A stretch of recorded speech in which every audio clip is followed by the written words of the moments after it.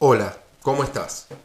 Si sos jugador de pádel, te invito a que te quedes a este video porque en esta oportunidad te voy a estar compartiendo cómo se hace para aplastar las voleas en el fondo de la pista del rival. También tocaremos el tema de la función que tiene esta ejecución de la volea y también cuándo hacerla.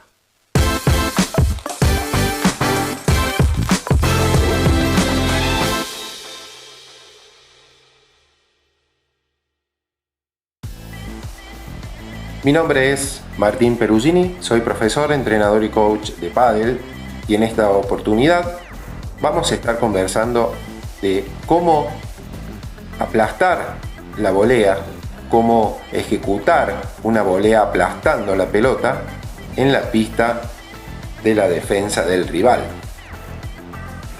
El primer punto a tener en cuenta es la función que cumple este tiro, esta manera de ejecutar la volea, a la cual, más allá de dificultar la devolución y los passing desde el fondo, lo que es importante tener en cuenta es que vamos a mantener, primero que nada, la posición de red. Segundo, mantener a nuestro rival en una posición de ejecución mucho más baja, impactando a la pelota muy cerca del piso y también muy cerca de su propia pared de fondo.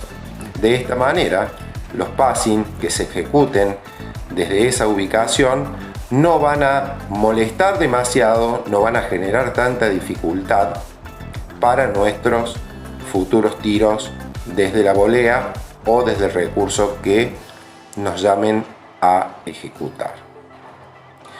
En segunda instancia es cuando se ejecutan este tipo de voleas para aplastarla.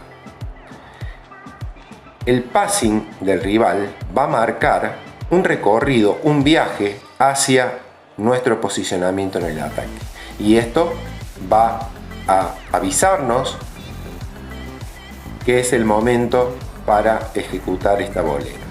El primer factor táctico importante es la altura en relación a la red que voy a hacer esta ejecución. Si la voy a tomar por arriba de la red, voy a tener mayor posibilidad de que la pelota pase y una vez que pique en el campo del rival tienda a caminar o a aplastarse hasta el fondo de la cancha. La otra es la curva que dibuja esa ejecución desde el passing rival. Si describe una curva, podríamos decir que será una bola lenta y de esa manera nosotros vamos a poder ejecutarla con la altura que describí anteriormente de una manera mucho más cómoda. Y también aseguramos que el efecto, el viaje de nuestra volea, sea lo más paralelo a la pista del rival.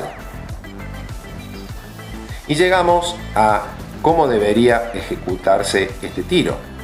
Es importante en la ejecución tomar a la pelota siempre por delante del cuerpo, para que de esta manera, en el momento del impacto, logremos transmitirle la intensidad que necesita esta volea.